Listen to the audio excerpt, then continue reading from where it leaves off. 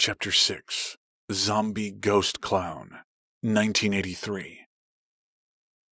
I know what you're thinking. Zombies? Really? But my story is 100% true. As a young child, I didn't know what a ghost was, or even what one looked like. But all that changed when I lived through the worst thing any 5-year-old child could experience in his or her life.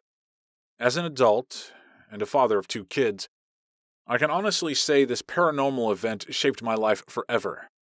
Like many families, in the summer we traveled to our favorite vacation destination, Mexico. Our trip was an 8-hour odyssey through the small towns and desert landscapes of central Mexico to a city called San Felipe. We would visit our family and friends, and on this occasion, my grandparents joined us. My grandparents, especially my grandfather, Rafael, were very strict and military-like. He was overweight with a huge round belly and a crew cut. My brother and I loved my grandparents, so we especially were thankful they had joined us. After the long drive, we finally made it to our summer home, which is next to the town's main street.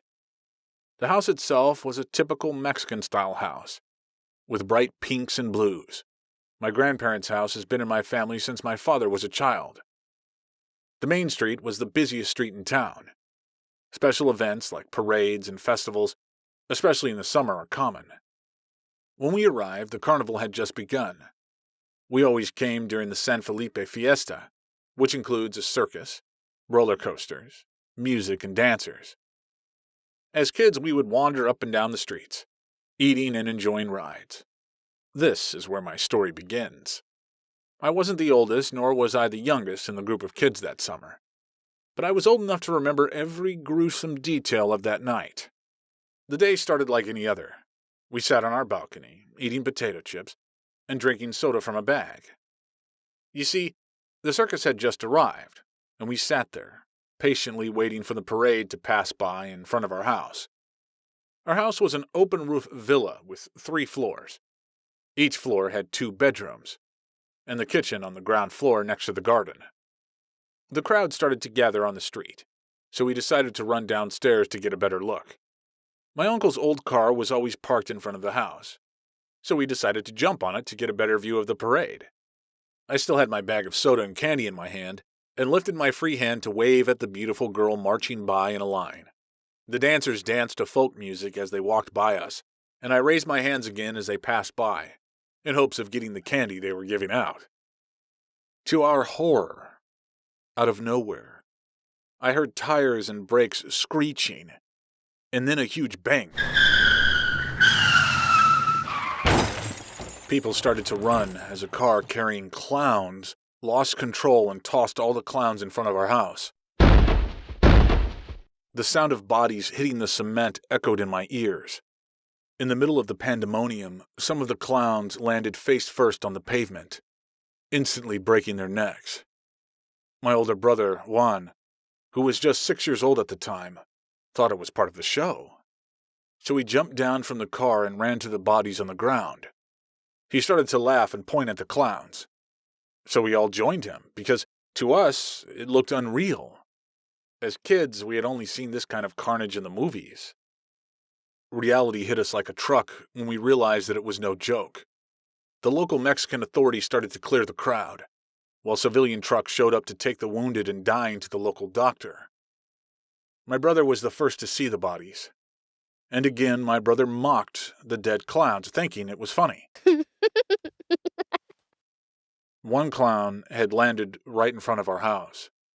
His head had landed face down, and red liquid with black spots started to form a small pool underneath his skull. I was horrified and sick to my stomach. "Is that blood?" I asked my brother. My brother suddenly jumped back and ran behind the car, scared. "What did you see?" I asked him. "Why did you run?" He stopped and looked at me with this serious look of fear. I had seen that look before when our dog died, so I knew he was serious. He said, "One of the clowns turned to look at me and winked his eye." My mother appeared and pulled us inside the house. Later, my parents explained to us what had happened, and said that we should pray for the poor people who died today. It turned out that the entire clown group was thrown from the car and instantly killed when a truck delivering goods lost control and hit the parade line, making the clown car flip over. One, physically shaken, told my parents what he witnessed. My father, being a typical macho Mexican, told him to grow up and be a man. He explained that it was impossible for the clowns to turn and look at him. "You must have imagined it, son," he explained to him. You see, my brother was the kind of kid who would make up stories all the time, so my parents didn't believe him. We decided to play with my family dog inside the garden to put the events of the day out of our minds.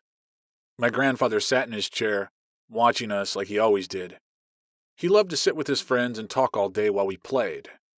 My grandparents owned this ugly old dog that stayed with them all the time. This dog was a huge, friendly, sweet, shaggy black dog, and we loved him very much. He would be our constant companion while we explored the old town. My grandfather was a strict military man who always carried a gun and wasn't afraid to speak his mind. "Go wash up and get ready for bed," he yelled to us. Our room in the villa was located on the first floor, next to my grandparents' place. All the rooms had metal doors that locked from the inside. Our room also had an enormous wooden door with a baseball-sized hole that opened to the kitchen. This door was massive, but it was easy to open. Just a push would be enough to open the door. The night after the accident, all my cousins decided to share an enormous king-size bed. At the time, I stayed in the room with my brother, my younger cousin who was 3, and my older cousin, Noemi, who at the time was 9. My cousin Noemi was our babysitter for the night. She usually never slept with us. But on this night, Juan asked her to stay with us because he was scared of the clown. So she agreed and stayed. Around 3 in the morning, my brother woke up, really thirsty and sweating. So he asked Noemi to go with him to get some water from the kitchen. My cousin at first said no, but later she finally got up and went with my brother. I was still in bed with my younger cousin Armando. From my viewpoint, I could see the big wooden door and straight into the kitchen. When my cousin opened the kitchen door, we all saw it. At first, I couldn't make out what I saw in the kitchen. It was a man sitting on a chair in the kitchen, looking toward the kitchen wall. He had on what looked like a clown suit, with big shoes and bright white hands stained in blood. He looked dirty and wet. From my viewpoint, I only saw the back of the man's head, wearing what I thought was a bloody clown mask. My cousin Noemi saw him first. She screamed and slammed the door. Juan and Noemi pressed against the door with all their weight, preventing whatever was outside from getting inside the room. Suddenly something pushed the door, so violently it almost knocked both of them off. The force of the impact caused the wooden door to crack and snap. I jumped up and helped them block the door. My little cousin started crying and screaming. By this point, Noemi began to cry and call out for help.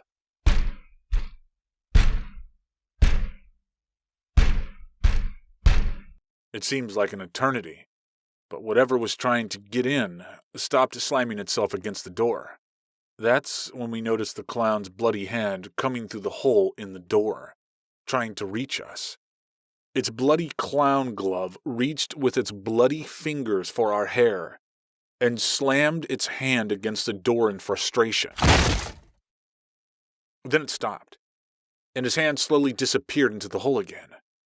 We looked up, and there was his bloody eye in the hole in the wooden door. It seemed like a bloody gray marble. Then we heard his voice. He told us in Spanish, "Let me in, children. I just want to play. Don't laugh at me." And he started to laugh and pound the door again.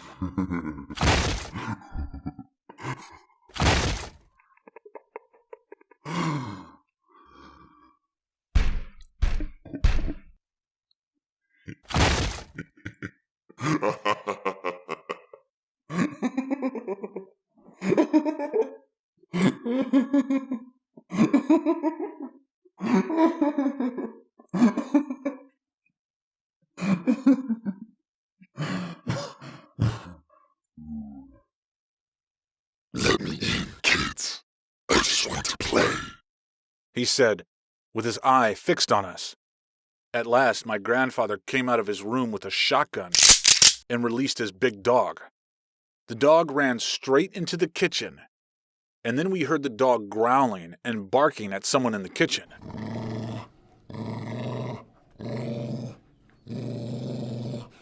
The clown outside the door stopped pushing on the door to focus on the dog. We heard the dog fighting with the man in the kitchen, and then heard a snap and a whimper, and everything went quiet. My grandfather burst into our room and told us to run into his room and lock the door. With his shotgun held high, he kicked the wooden door open, ready to unload on whatever was in the kitchen. We couldn't let our grandfather face the clown by himself, so we ran into the kitchen, ready to fight.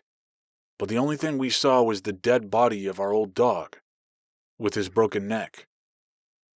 Suddenly we heard a loud crash outside in the garden, followed by the sound of something running up the stairs. A loud thump sound came from the front of the house, like something had jumped from the balcony and landed on its head on the street below. It was impossible because my grandparents' house is next to concrete streets and a stone-paved road.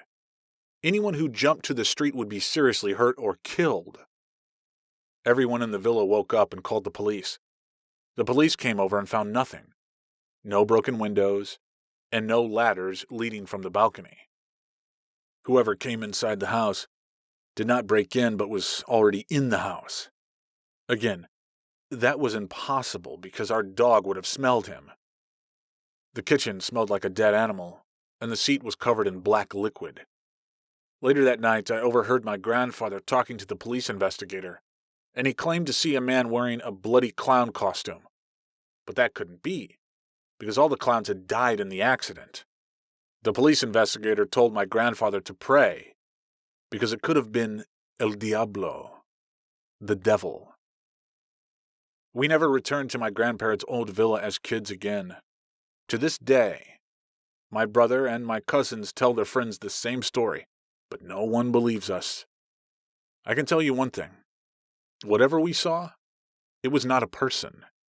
Even my grandfather was spooked. The next day, my grandfather invited a priest to bless our house. My brother never really recovered from this experience. He had several nervous breakdowns and received counseling.